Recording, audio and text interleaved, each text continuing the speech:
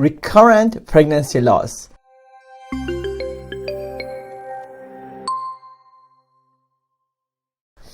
This is the issue that many couples and many women encounter, and can be very distressing when they face a miscarriage, usually early in pregnancy.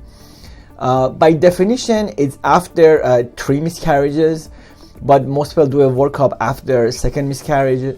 1 miscarriage is very common. I should say that in some studies up to 20%, 30% of the pregnancy don't develop and end up with miscarriage very early. And most of these miscarriages are due to problem with the embryo and genetic problems.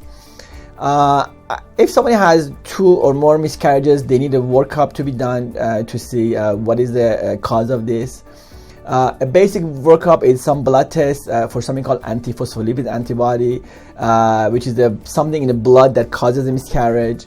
If that's negative, maybe some genetic studies be indicated on both partners to see any genes that has problem in both partners and that can cause the anomaly and miscarriage. Sometimes when people have miscarriage, it's possible to send the tissue of the pregnancy to the lab to diagnose if there's any genetic anomaly with that fetus, and that would help them. The last thing is sometimes these patients need something called hysteroscopy, when put the camera inside the uterus and look for any polyp or anything that can cause the miscarriages.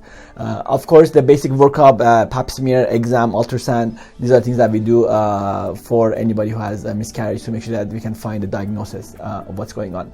What's interesting is that studies have shown that taking baby aspirin once a day, 81 milligram, does decrease chance of miscarriages.